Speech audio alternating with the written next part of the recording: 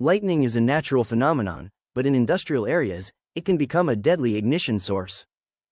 A lightning strike carries millions of volts and extremely high temperatures.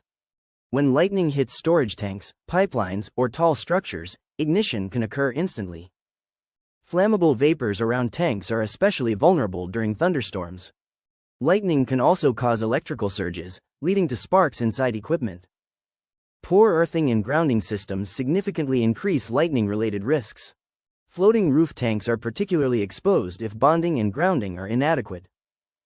Proper lightning protection systems, surge arresters, and grounding save lives and assets.